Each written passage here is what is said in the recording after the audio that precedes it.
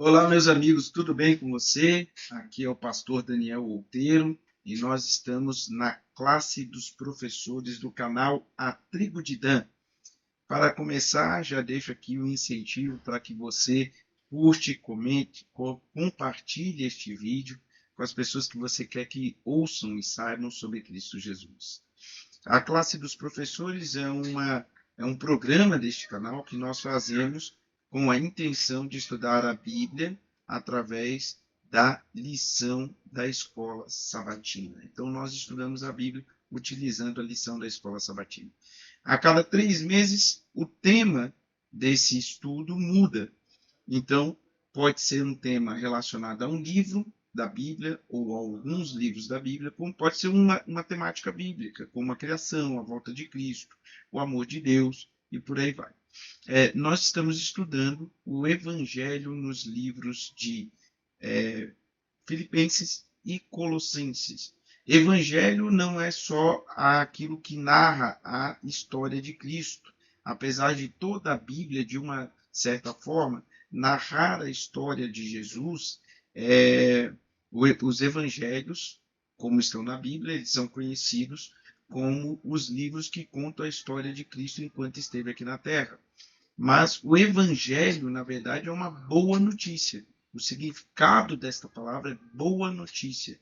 E toda a Bíblia nos traz uma boa notícia.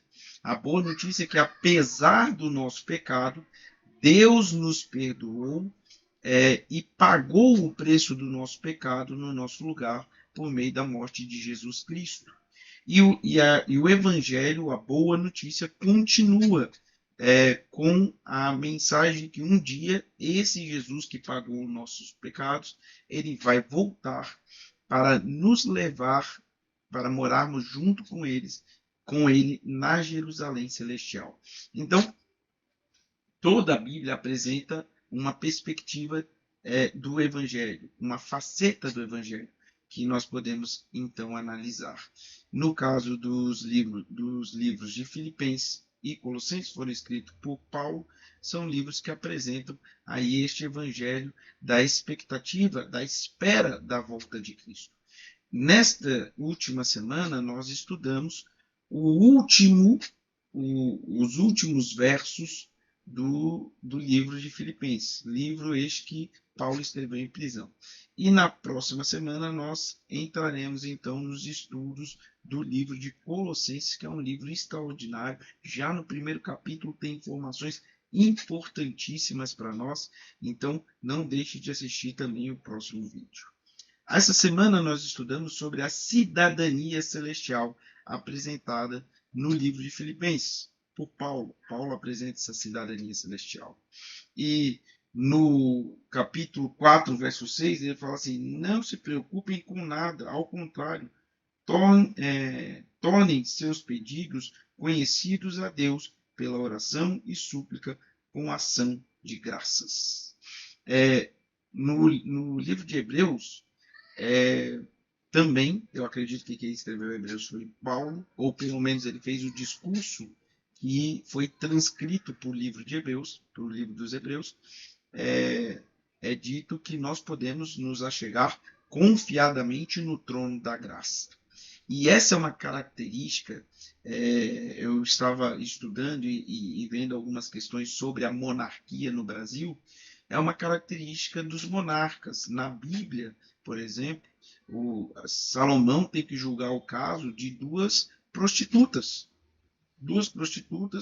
que uma delas perdeu o filho, tentou roubar o filho da outra, ou então algo parecido, mas duas prostitutas que estavam ali, cidadãs extremamente comuns do reino, e elas tiveram acesso ao trono de Salomão para poder julgar o caso delas.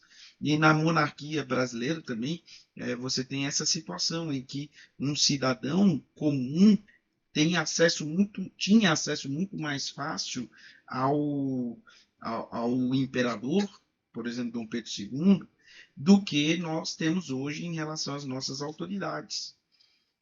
Um cidadão ele tem direitos e acessos que um não cidadão não teria, né? dentro daquele país. Então, se nós temos a cidadania celestial, nós temos direitos que talvez não nos foram, nós não conquistamos, com certeza nós não conquistamos, mas nos foi concedido. Eu falo nós não conquistamos porque há uma relação de direito aqui na Terra que muitas vezes as pessoas se esquecem, mas ela deve ser seguida. Todo aquele que tem direito, ele não tem o direito simplesmente porque a sociedade tem que conceder esse direito. Os direitos são, em sua imensa maioria, conquistados. Então, um trabalhador ele tem direito ao salário porque ele conquistou o salário através do trabalho. E por aí vai, outras questões que nós falamos aqui da nossa sociedade, porque nós temos direitos, nós temos direito, nós temos direito.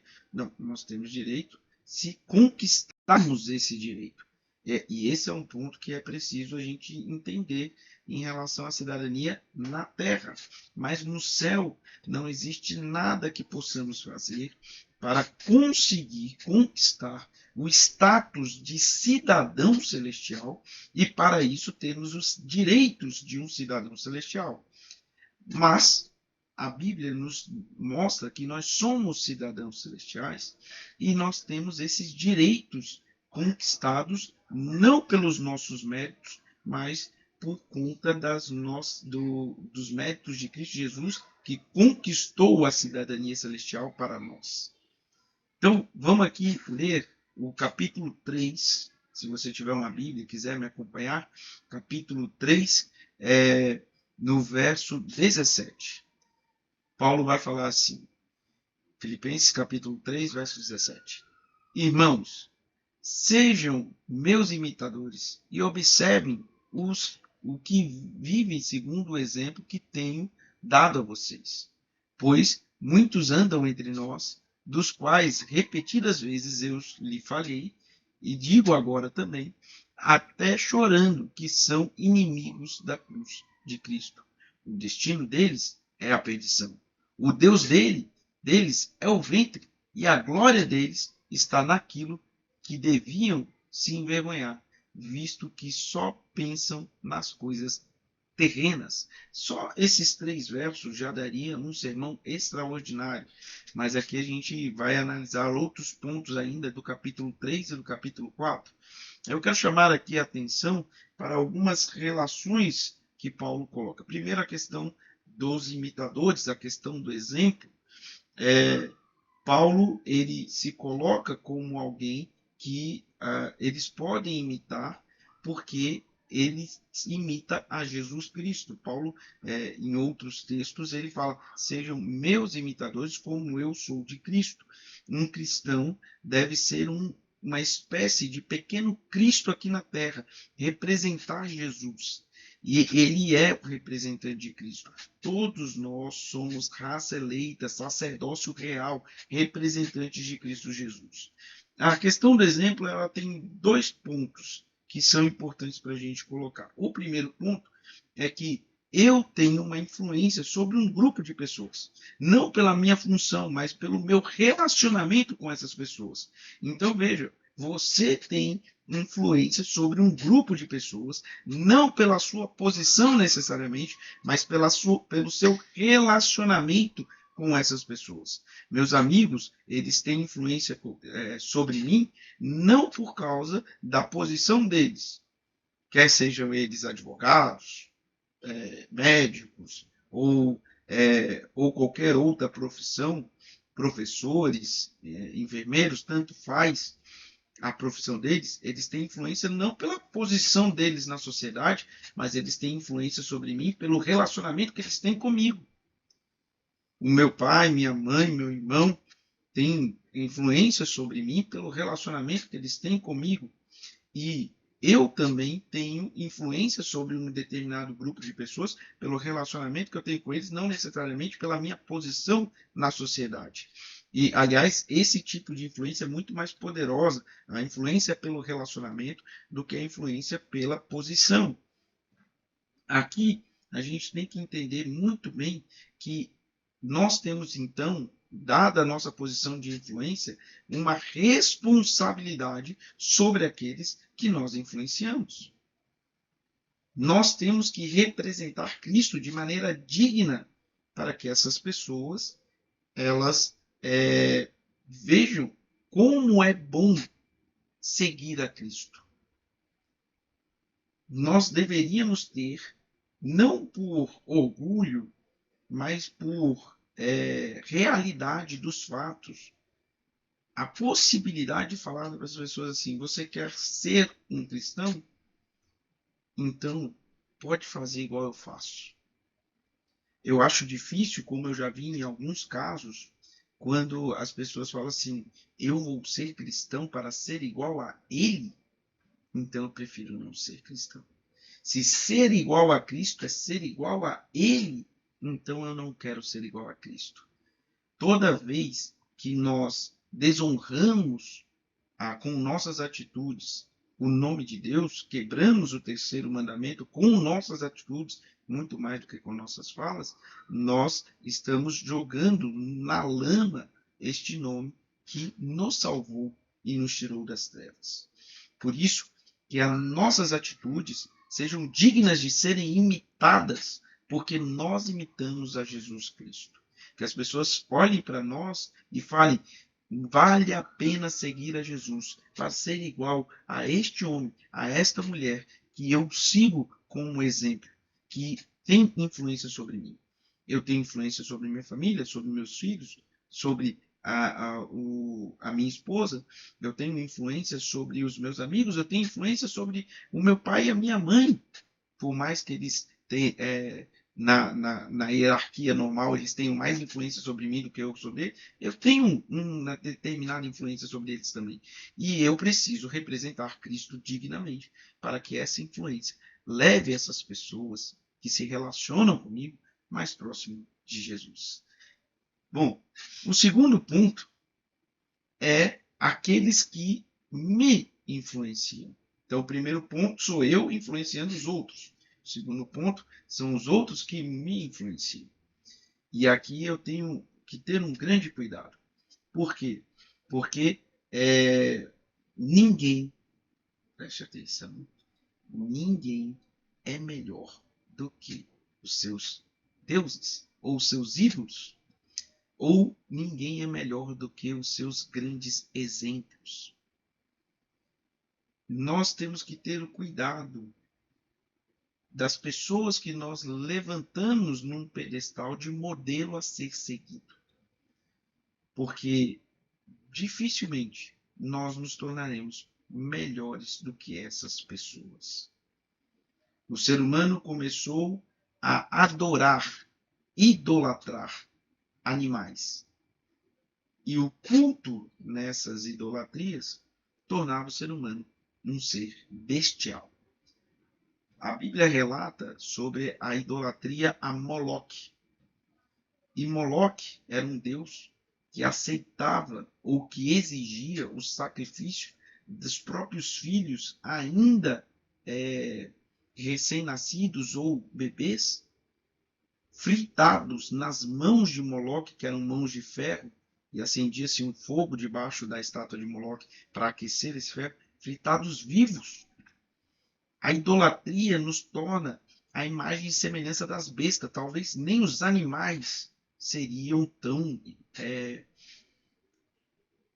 cruéis com a sua própria prole. Mas o ser humano é cruel quando ele eleva como deuses ídolos que são bestiais.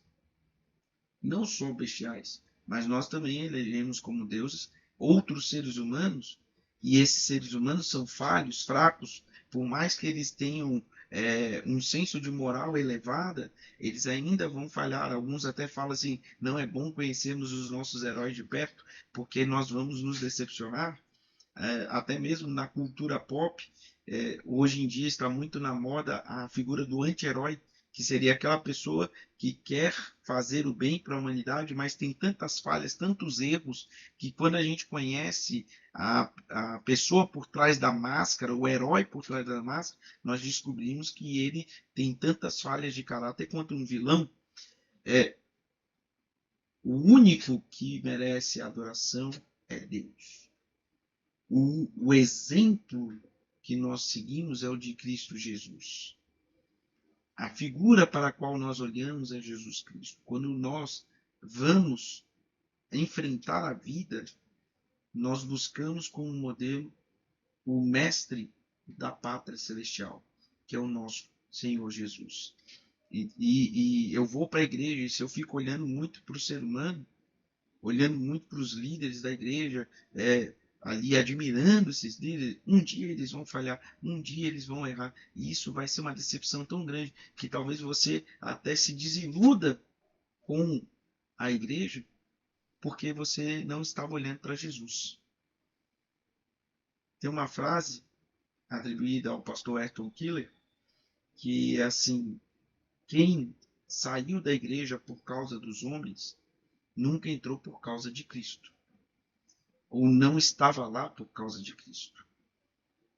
Então, para que eu tenha a minha direção apontada para o lado certo, eu preciso ter como modelo supremo Jesus Cristo. E entender que as pessoas que estão ao meu lado, elas podem ser virtuosas, sim, mas essas pessoas têm suas falhas. Por outro lado, existem pessoas que de jeito nenhum são exemplo, a não ser para aquilo que é negativo, ou seja, o exemplo daquilo que não devemos fazer. E o maior perigo dessas pessoas é que normalmente elas derrubam Deus do coração delas e se assentam nesse coração. Elas se idolatram. A música do culto não é para Deus, é para agradar, porque é para o meu gosto. O sermão do culto não é para Deus, mas é para me agradar, porque é o meu gosto. A ideia do ventre aqui não é só alimentação, eles estão rendidos à alimentação que eles querem, que eles acham correta e que eles querem comer. Não, a ideia do ventre é aquela ideia do eu sou tudo tem que girar em torno do meu umbigo. Essa é uma expressão popular que nós temos aqui, né? Tudo é em torno do umbigo dele. É essa ideia que ele está querendo passar. Ele é o centro de tudo. Ele é o centro do culto, porque o culto tem que agradar aos ouvidos dele. Ele é o centro da adoração, porque o culto tem que ser para ele e não para Deus. Portanto, esse tipo de pessoa é um exemplo a não ser seguido. Não é o culto que eu acho legal. Não é a música que eu acho legal. É uma música para Deus, um culto para Deus. E nesse sentido, mais do que a forma, é a intenção que conta muito mais do que a forma. A forma tem o seu papel, mas a intenção ela é muito mais importante. Esses que giram em torno do ventre deles, o culto, a adoração, os exemplos, o mundo tem que virar em torno do exemplo dele, eles acham que suas virtudes elas são importantes, mas na verdade elas são vergonhosas. E na mão do pecado, eu gosto de usar essa frase, na mão do pecado, nossas maiores virtudes se tornam as nossas maiores vergonhas. Nas mãos de Deus, as nossas maiores vergonhas serão motivo de honra e glória a Deus. Paulo estava preso na casa de César, ele fala isso no final da carta, inclusive, né? Que é o que nós estamos finalizando hoje. Paulo estava preso, mas a prisão de Paulo era motivo de dar glória a Deus, porque ele estava dividindo, estava sofrendo como Cristo sofreu. Injustiçado como Cristo foi injustiçado. Então, para ele, para Paulo, a vergonha de ser preso era motivo de honrar e glorificar o nome de Deus. Agora, quem pode ter muita inteligência, mas coloca essa inteligência a serviço do pecado, vai se envergonhar da inteligência que tem. Porque inteligência é uma virtude, mas nas mãos do pecado se torna um, é, uma vergonha. Então, o que Paulo está colocando aqui é: não vamos confiar nas nossas virtudes, mas vamos confiar naquilo que Deus fez por nós. Que Ele use aquilo que é virtuoso em nós para que as pessoas enxerguem em nós mais a Cristo Jesus. Mas não porque nós, nós temos alguma coisa que deva ser digna de algum tipo de glória, mas nós usamos as nossas virtudes para servir a Jesus. A diferença entre o humilde e o falso humilde é que o falso humilde ele vai falar assim, ele, por exemplo, se ele canta bem ou prega bem, ele vai virar e falar assim: não, que isso, não canto tão bem assim, ou não prego bem. Não, esse é o falso humilde. Aquele que é humilde de verdade, ele vai reconhecer que ele tem esses talentos, mas ele coloca esses talentos a serviço do Senhor para honrar e glorificar o nome do Senhor. Bom, no verso 20 e 21 do capítulo 3, Paulo vai continuar.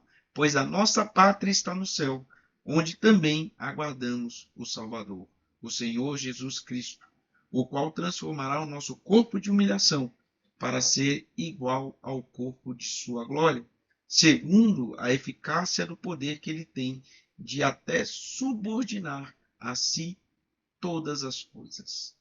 Essa ideia de cidadania que a gente começou discutindo, a nossa pátria, deve estar em perspectiva.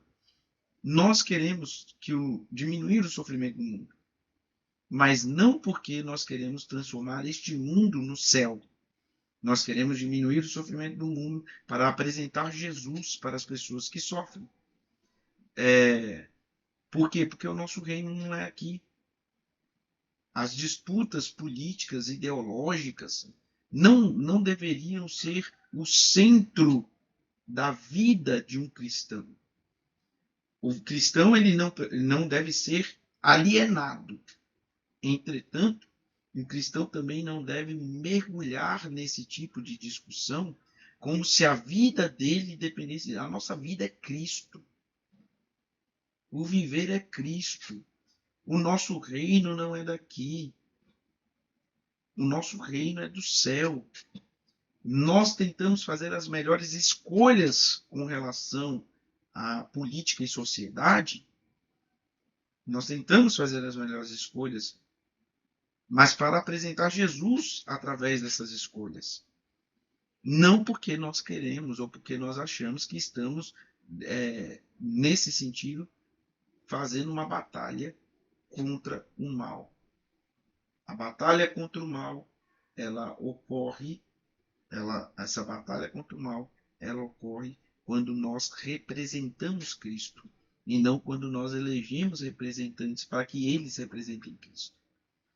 Então, nós é que somos essa representação de Cristo. E nós é que vamos representar Cristo. E é essa batalha que nós enfrentamos. Agora, com relação à sociedade, à política, o que a gente faz? A gente tenta escolher o que nós entendemos que é o melhor, mas não achando que vamos transformar a terra no céu agora. Bom, no capítulo 4, e eu ainda vou voltar sobre essa situação da cidadania, mas no capítulo 4, no verso 4, tem uma expressão de Paulo que eu acho maravilhosa. Ele fala assim: alegrem-se sempre no Senhor. Outra vez digo, alegrem-se. Alegrem-se sempre no Senhor. Veja, Deus nos dá muitas coisas. E a alegria de poder receber as coisas de Deus é um reconhecimento daquilo que Ele faz, é um agradecimento. E ao agradecermos a Deus, ao nos alegrarmos em Deus por tudo que Ele faz por nós, mesmo que essa alegria advenha de situações ruins, né? Mesmo que estejamos passando por situações ruins, como Paulo estava passando, nós devemos entender que tudo nós fazemos, ou tudo nós recebemos para o Senhor e do Senhor. e se tivermos que sofrer, sofreremos para o Senhor, mas de cabeça erguida, porque sabemos que servimos a uma pátria superior. Então, sofrer faz parte e se alegrar também faz parte. O sol nasce sobre justos e injustos. Entretanto, aquele que é do Senhor vai virar para Cristo e falar: Senhor, nós aceitamos aquilo que vem das suas mãos. O próprio Jó, ele quando conversa com a esposa dele, fala assim: nós temos aceitado todo o bem de Deus. Quando vem o mal, nós também não vamos aceitar. Nós não merecemos nada de bom que vem de Deus. E tudo que viesse de mal, nós mereceríamos. Mesmo assim, Deus ainda nos dá coisas boas. Então, é lógico, Deus não quer que ninguém sofra. Mas nós vivemos num mundo injusto. Só que a nossa pátria não era aqui. Esse é o ponto, esse é o ponto. Nossa pátria não era aqui. Então, nós sofremos porque estamos no lugar errado, onde não deveríamos estar. E o que eu devo fazer com relação ao sofrimento? Lutar para que a pátria que eu amo, que eu quero e que eu sei que é boa, venha logo. E como eu faço isso? Dando testemunho do meu Jesus. É assim que eu faço. Alegre-se sempre no Senhor.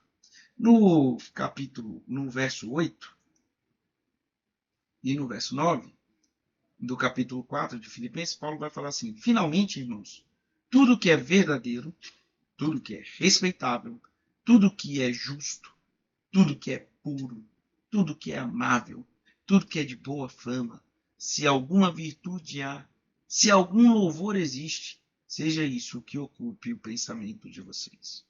O que também aprenderam, receberam e ouviram de mim, e o que viram em mim, isso ponham em prática.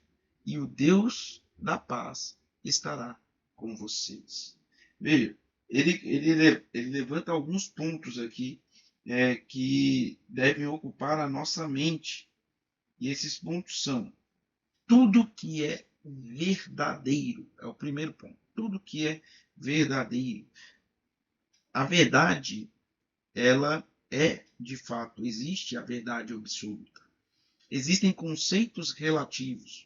O clima que eu considero quente, o clima que eu considero frio, a comida que eu considero boa, gostosa, a comida que eu considero ruim, né, que eu não gosto. Essas são coisas relativas, mas existe um absoluto verdadeiro, e esse absoluto está em Deus. Existe um absoluto da bondade, e esse absoluto está em Deus. Ele é moralmente superior a qualquer humano para poder dizer o que é certo e errado. Se os valores são os seres humanos que pautam os valores, se é o ser humano que pauta a verdade e a mentira, eu posso virar e dizer que uma coisa é boa, você vira e diz que essa mesma coisa é ruim, o que vai acontecer? Como a nossa palavra tem o mesmo valor e nós estamos com opiniões contrárias, nossas palavras vão se anular.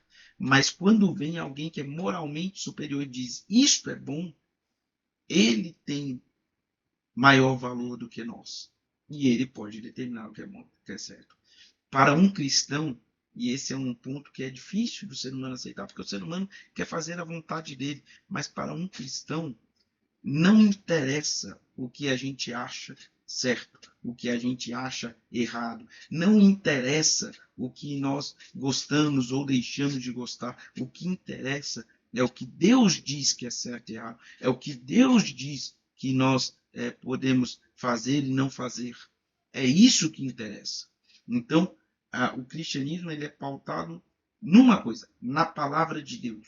E se Deus diz que é assim, assim será, independente da minha vontade, independente do meu gosto. Na Bíblia você tem vários exemplos de histórias como essa, e principalmente em relação no grande conflito entre o diabo e Satanás e Deus, entre o diabo e Deus, o diabo contra Deus. Neste grande conflito, a gente percebe que Independente das tentativas do diabo, o plano de Deus segue adiante. Por mais que o diabo se coloque em oposição.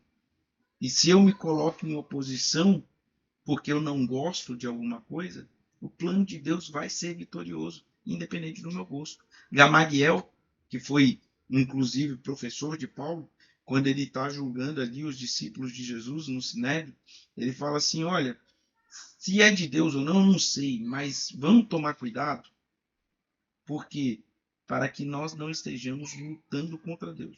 Porque se não for de Deus, esse movimento de cristãos, que nem tinha esse nome ainda na época, esses movimentos seguidores de Jesus, vai perecer.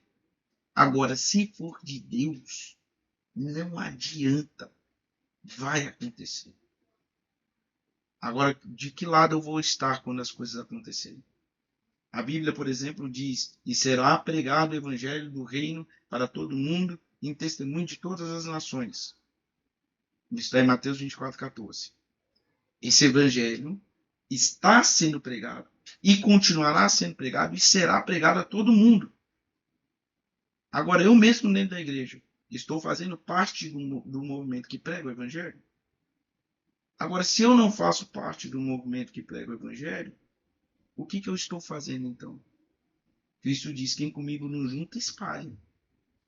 Se eu não estou apoiando o evangelho, se eu não estou fazendo o evangelho crescer, eu estou indo contra esse evangelho. Cuidado, para não estarmos lutando contra Deus, como disse Gamaliel. Isso é o verdadeiro. Justo, a justiça também. A justiça só vem de Deus. Ele é quem faz justiça. Nossa métrica humana é muito falha para poder determinar o que é justo, o que é certo. É Deus que determina a justiça. É Deus que determina o que é justo. Nós podemos ser agentes de Deus para praticar a justiça, mas nós não temos a condição de determinar o que é justo. E é por causa da justiça divina que nós somos declarados justos, não por causa das nossas ações. Né? Nós somos declarados justos porque Cristo nos justificou.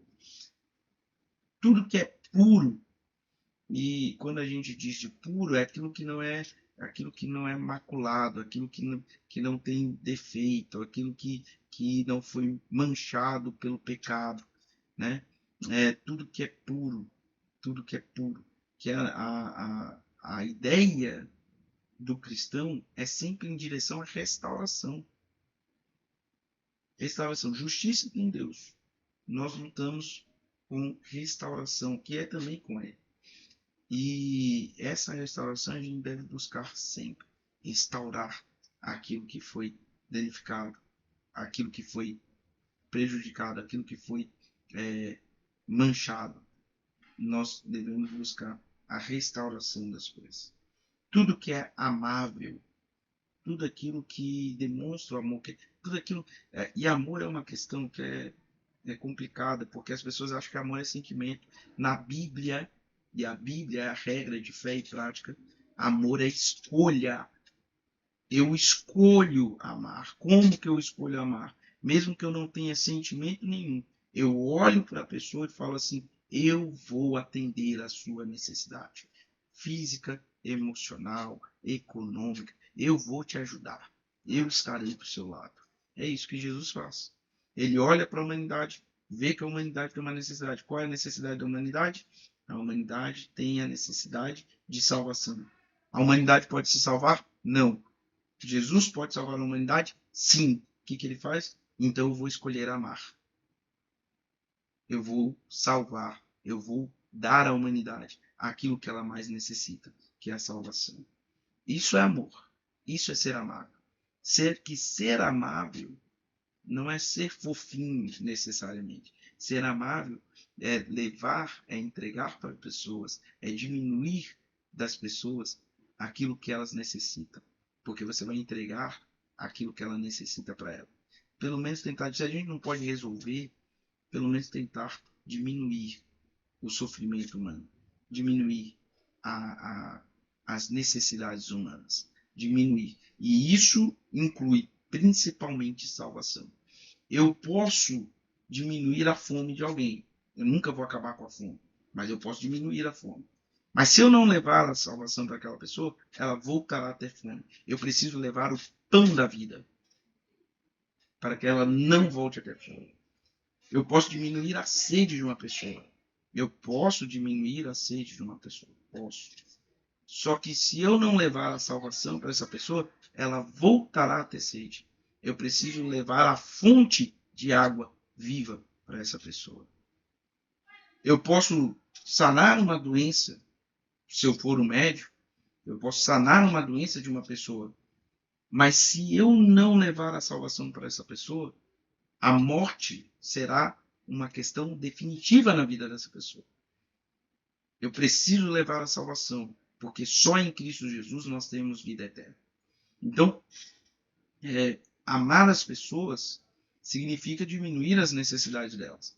Mas se nós não levamos a salvação, nós não estamos amando, nós estamos condenando as pessoas. E eu não posso condenar as pessoas.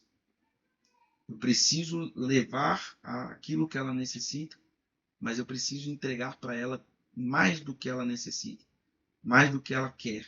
Eu preciso entregar para ela a salvação, mesmo que ela não queira. Porque se eu não entregar a salvação, que tipo de amor é esse? Um amor que condena? Um amor que vai deixar as pessoas na ignorância, na escuridão, nas trevas? Não vai levar essa pessoa para a maravilhosa luz de Cristo? Isso não é amor. Isso é só para acalmar a sua consciência, para dizer que você é bonzinho. Mas ser bonzinho não adianta. Tem que ter Cristo Jesus. Lembra disso aqui. Ser bonzinho não adianta. Tem que ter Cristo Jesus. Eu preciso ser melhor, a minha melhor versão todos os dias. Mas ser a minha melhor versão não adianta. Tem que ter Cristo Jesus. E o que é de boa fama? Ora, nós precisamos nos apresentar para o mundo como pessoas que honram o nome de Deus. Essa questão, e isso aqui tudo que ele está colocando, são práticas de um cidadão celestial. Por que eu coloco isso? Porque um cidadão celestial, ele deve se comportar de acordo com a cidadania ou a dignidade da cidadania que ele recebeu. Um cidadão ou um parente ou um filho da família real, da família de reis, não pode se comportar de forma que diminua a dignidade daquilo, da posição que ele ocupa. Não pode. Um príncipe herdeiro da Inglaterra, ele não pode se comportar de qualquer maneira, porque ele representa a dignidade da própria Inglaterra. Ele representa essa dignidade. É interessante, existem comentários, por exemplo, que Dom Pedro II, as fotos dele, as imagens dele, quando ele era criança, são imagens muito rígidas, mesmo ele com 9 anos de idade. E isso acontecia, ele tinha essa rigidez, porque ele, com 9 anos de idade, entendia que ele representava a realeza do Brasil. E essa realeza não pode ser representada de qualquer forma. Então ele tinha que ter a postura de um rei. Ele precisava se apresentar como um rei, ou como um príncipe, no caso dele. E ele entendia isso, e mesmo com 9 anos de idade, ele tira a foto assim, de maneira muito rígida. Nós somos filhos do Rei do Universo. Nós representamos a pátria celestial. A nossa cidadania deve ser uma cidadania que demonstre a dignidade. A nossa postura deve ser uma postura que demonstre a dignidade desta cidadania celestial. Por isso, meus amigos, como cidadão do céu, viva a cultura do céu. Viva a cultura celestial. Eu tive o privilégio de estudar numa instituição que recebia e recebe ainda muitos estrangeiros. E esses estrangeiros têm o seu, apesar de estarem no Brasil, tem alguns hábitos que são do país de onde ele veio. Uma dessas pessoas vem de um país onde eles não costumam usar talheres. E no restaurante lá da universidade, eles usavam a mão, esses estudantes estrangeiros usavam a mão para comer arroz, feijão, comer. Usavam a mão para comer. Eles estavam no Brasil, mas ainda assim carregavam a cultura do seu país. Nós estamos na Terra, mas como cidadãos do céu, nós temos que carregar a cultura do céu. Se você não é da Terra, você não pode se comportar como alguém da Terra. Se você tem se comportado como um cidadão terreno, então, meu amigo, você também tem que entender que você está abrindo mão da cidadania do céu. E se eu abro mão da cidadania do céu, por que eu quero estar lá? Que você viva, que você entregue a sua vida para viver a cidadania celestial, mesmo aqui na terra, e continue a viver essa cidadania. Que Deus te abençoe e nós nos encontramos aqui na semana que vem. Vamos entrar agora no estudo do livro de Colossenses, aqui nessas últimas semanas de estudo da Bíblia, utilizando a lição da Escola Sabatina do primeiro trimestre de 2026. Que Deus te abençoe e até a próxima, então, nosso próximo encontro.